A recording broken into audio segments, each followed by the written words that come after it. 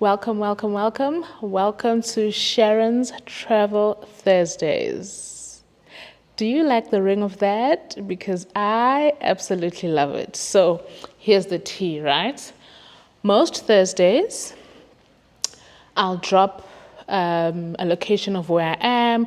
We'll do a sit down and we'll talk about some travel topics, right? I'll just take you through where I've been, what I'm doing, what I love about the place, or any other travel topic that is in my mind at that point in time. Okay? I'll be reeling you into costs when I'm traveling, where I've traveled to, breaking down my experience of where I've been, what I liked about the place, what I did not like about the place, etc. So hop on this journey with me.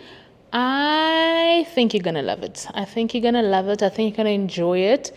And I think we're going to learn some travel gems together, okay? So up in the comment section, do engage with the topic at hand on that specific day. And let's all be travel enthusiasts together. Let's all learn all things travel, local and international. Most of my content will be local. Because I don't do as many international travels as I'd love to as yet. So let's get started. All right, so today I'm at an Airbnb. I'm at Ascara House in Silver Lakes, Pretoria. Amazing place. Really love it. I've got a vlog that will probably come out before this post or after. It shows this place. I do a tour of the room and a tour of the surrounding place. So do check it out. That is in depth, that is thorough, and you'll just get a feel of how the place is. You know, please do check it out. Come with your friends, come with your partner, come with your family, come alone. I'm here alone today. So do book that solo vacay for yourself. And have tons of fun. Okay, let's get into today's topic. So Ascara House is what I would call a boutique hotel. They're on bookings.com, but I'd also say it is more towards an Airbnb. All right, and then I'll also tell you why. So I think it's it's in the middle. It's giving hotel style living, and then it's also giving Airbnb style living. And then we'll get into that once we wrap up today's topic of interest. So let's talk. Airbnb or hotel? Which one are you? Let me know which one you prefer. Airbnb, hotel, and tell me your reasons, especially if I have not mentioned them in my video today. All right. We all love a good travel, we all love a good vacay, and where we stay, I think, makes up 70% of our experiences, I would say. You know, there are people who accommodation for them is not a big deal and they would rather spend on activities. There are people like me who, when I travel, I make sure to stay at a place that I really love, where it's like an amazing experience to be there. You know, it's safe, secure, beautiful, luxurious. That's my kind of travel. But there are people who just be like, girl, I can be a backpacker and still enjoy what I'm doing and where I'm doing it. Okay. And I'll focus my money on having a good time, going on a yacht and living my best life, or buying a designer bag, you know, or buying something that I can always remember this trip by. So we are definitely different travelers at any point in time, and that's okay. All right. Let's start with advantages of traveling to an Airbnb. For me, it depends on the number of people I'm looking to have, or the number of people that I'm traveling with, you know. If I'm traveling with just me and my husband, I definitely don't look on Airbnb. I rather opt for booking.com. You know what I mean? But a couple of years ago, I did a trip with my parents, my brothers, and my husband, and we booked an Airbnb. Why? Because the space was bigger. We were all in one place. My mom loves to cook. So it just made sense to all be in a 3 bedroom around in the same house and have all that fun together, as opposed to the expense we would have incurred if we are in a hotel and we have booked 3 separate rooms, right? So space, Airbnbs have a lot of space and a lot of convenience for you because it gives a house setting, okay? Secondly, you'll be able to cook all of your favorite meals, and if you're traveling there for longer, you definitely don't have the stress of eating hotel food for many days. 7+ days, it does get boring, and you sometimes just want a hearty meal. So that's a pro for an Airbnb. You can cook whatever you want, however you want it, right?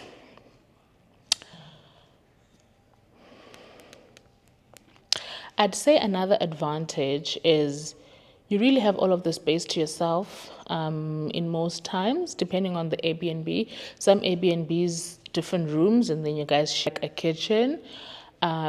So it does get different in that sense, right? Let's get into the disadvantages of an Airbnb. Okay, what I deem are disadvantages, right? Firstly, there is no room service.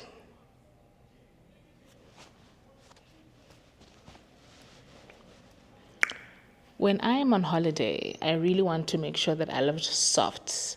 I want to live as soft as I possibly can. So I just want to pick up a telephone and press 1 or press 9. And then to my convenience, water is by my door, a bottle of wine, champagne is by my door, juice is by my door, a good meal, you know, is by my door. Uber Eats, right? What that would mean is normally you have to go to the gate to collect your Uber Eats. You have to drive out to collect your Uber Eats at the gate, or you have to walk to the gate.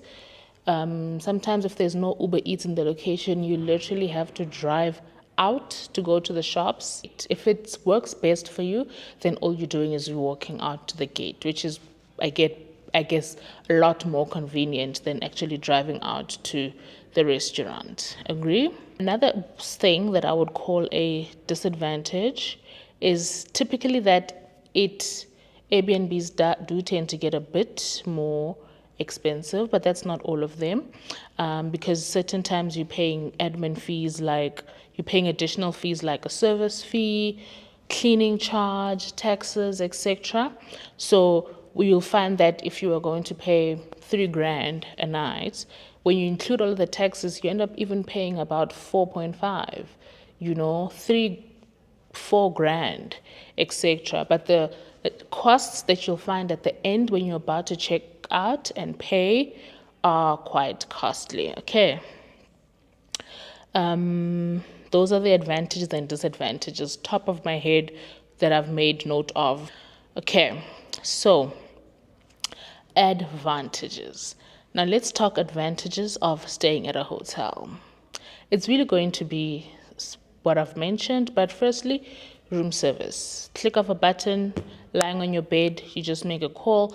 The menu is normally in the room or digitally on your phone or on the television, and you just request, and then knock knock, room service. That for me, 10 out of 10. If I want extra towels, a blanket, phone call away, and I'm sorted.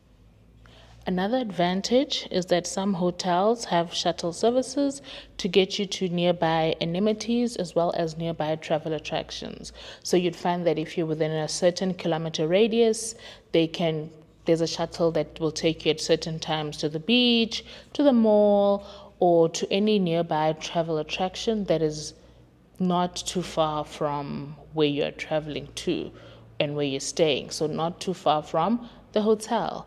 I love that convenience. It's good. It's with the hotel, and you do know that your safety is not questionable. All right.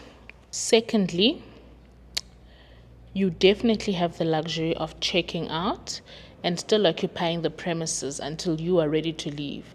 You can sit there if you're waiting for a flight, which is much later in the afternoon.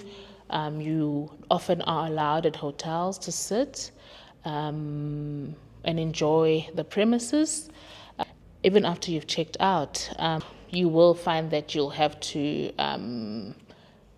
check out and leave the premises at the time that you are checking out. So there's no luxury for you to normally stay on and still enjoy the benefits of the premises after you've done your checkouts. I couldn't get too many disadvantages of staying at a hotel, but I did find that certain people don't gravitate towards hotels because the issue is that hotels can sometimes be crowded. There can sometimes be a lot of people.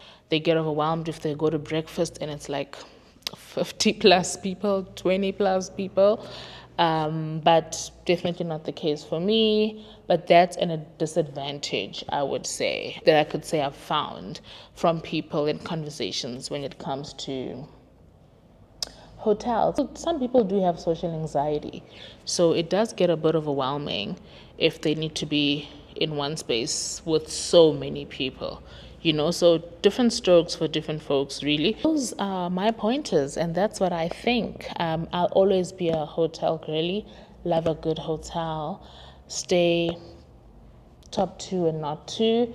Let me know in the comment sections, what do you prefer? Do you find yourself usually gravitating towards an Airbnb, or are you finding yourself gravitating more towards a hotel? Which part of the spectrum are you? Let me know down in the comment section. So until my next Sharon Travel Thursdays, please do like, comment, and subscribe. I'll definitely see you next week Thursday. Bye.